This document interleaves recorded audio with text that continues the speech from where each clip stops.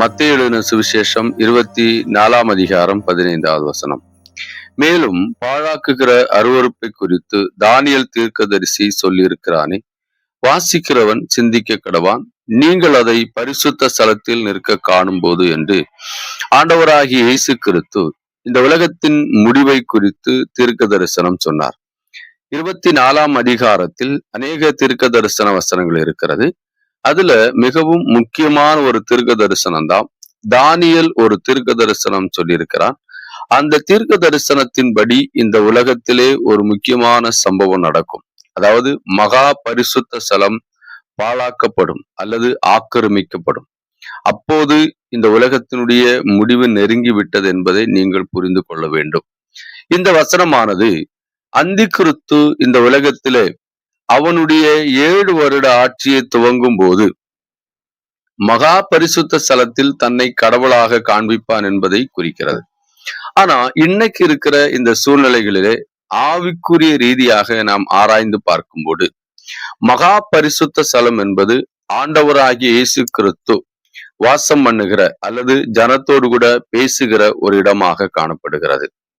யாத்திராகம புஸ்தகத்திலே இஸ்ரவேல் ஜனங்கள் கர்த்தரை ஆராதிக்கவும் கர்த்தரோடு கூட வாசம் பண்ணவும் கர்த்தர் அவர்களோடு கூட பிரயாணிக்கவும் வாசம் பண்ணவும் தேவனால் வனாந்தரத்தில் ஏற்படுத்தப்பட்டதான் ஆசரிப்பு கூடாரம். இது உங்களுக்கு நல்லாவே தெரியும். இது 3 பகுதிகளாக தேவன் அதை பிரித்து வைத்திருந்தார். பிரகாரம், பரிசுத்த ஸ்தலம், மகா பரிசுத்த ஸ்தலம். பிரகாரத்திலும் பரிசுத்த ஸ்தலத்திலும் ஆசாரியர்கள் பிரவேசிப்பாங்க.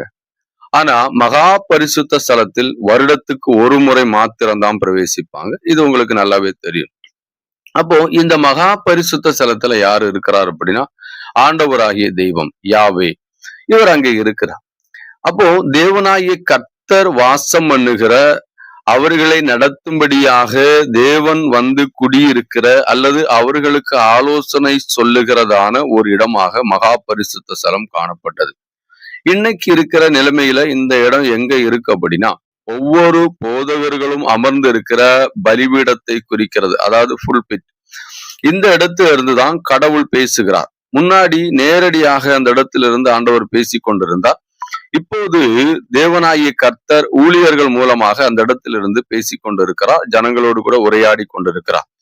இந்த இடம் ஆக்கிரமிக்கப்படும் என்று சொல்லி வேதம் சொல்லுகிறது. ஆண்டவராகிய இயேசு கிறிஸ்து சொல்லுகிறார், மகா பரிசுத்த ஸ்தலத்தில் பாழாக்குகிற அருவருப்பு நிற்கும். தானியேல் புஸ்தகம் 9ஆம் அதிகாரம் 27வது வசனத்துல இந்த வார்த்தை மிகவும் தெளிவாக கொடுக்கப்பட்டிருக்கிறது. அவர் 1 வாரம் அளவும் அநேகருக்கு உடன்படிக்கை உறுதிப்படுத்தி அந்த வாரம் பாதி சென்ற போது பலியையும் காணிக்கையும் ஒழிய பண்ணுவார். அருவருப்பான செட்டைகளோடு கூட பாழாக்குகிறவன் இறங்குவான் அப்படின்னு சொல்லப்பட்டிருக்கிறது. அப்போ பாழாக்குகிறவன் இறங்குவான் என்று சொல்லி தானியேலும் சொல்லியிருக்கிறார். இயேசு கிறிஸ்து இந்த காரியத்தை குறித்து தீர்க்க தரிசனத்தை மேற்கோள் காட்டி ஜனங்களுக்கு எச்சரிப்பாக தீர்க்க தரிசனமாக சொல்லியிருக்கிறதை இங்க பார்க்க முடிகிறது.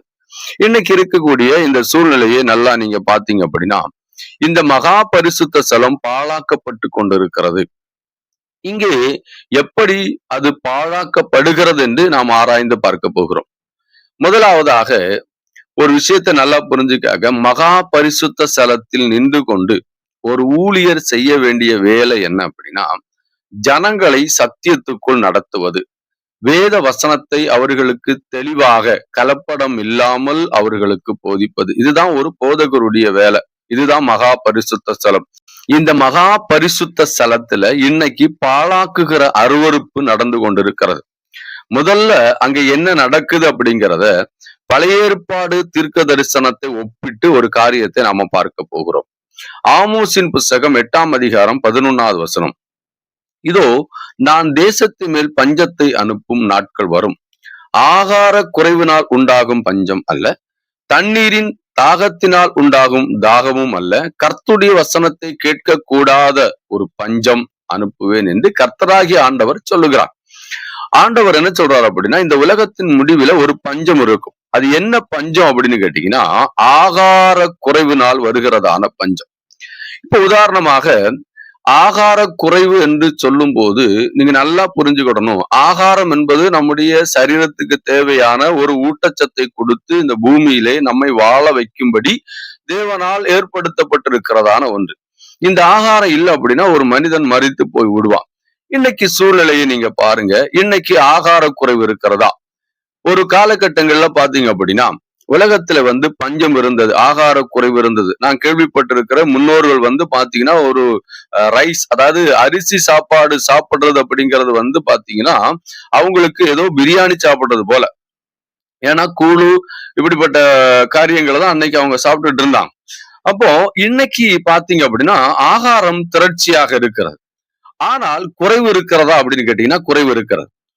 மேல் நோட்டத்துல நீங்க பார்க்கும்போது ஆகாரம் நிறைய இருக்குது, நிறைய சாப்பாடு இருக்குது, எந்த பஞ்சமும் கிடையாது, நல்ல சாப்பாடு. இன்னைக்கு சாப்பாடே இல்ல அப்படின்னு நம்ம சொல்ல முடியாது. பாத்தீங்கன்னா பல நாடுகள் பஞ்சத்துல இருக்கு, அது நான் இல்லைன்னு நான் சொல்லல. நம்முடைய இந்தியாவை எடுத்துக்கிட்டாலும் சரி, மேக்சிமம் நாடுகள் எடுத்துக்கிட்டாலும் சரி, ஆகாரம் இருக்கிறது, ஆகாரம் திரளாக கிடைக்கிறது. ஆனால் என்ன பிரச்சனை அப்படின்னா இந்த ஆகாரம் நல்ல ஆகாரம் அல்ல. இப்ப நீங்க தமிழ்நாட்டையோ இந்தியாவோ எடுத்துக்காங்க, நாம வாழ்கிறதான இந்த தேசம். இந்த தேசத்துல நீங்க பாருங்க நிறைய சாப்பாடு இருக்கு, ஆனா ஆரோக்கியமான சாப்பாடு இருக்கா? நல்ல சாப்பாடு இருக்கா?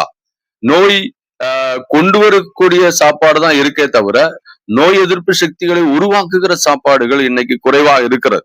ஒரு காலகட்டத்துல கம்மியா சாப்பாடு இருந்துச்சு, அது பாத்தீங்கன்னா கிடைப்பது ரொம்ப அரிதாக இருந்துச்சு, ஆனால் பாத்தீங்கன்னா ஆரோக்கியம் இருந்தது. இன்னைக்கு நிறைய சாப்பாடு இருக்குது, ஆனா ஆரோக்கியம் இல்லை. இதே நிலைமைதான் இன்னைக்கு கிறிஸ்தவத்திலையும் காணப்படுகிறது.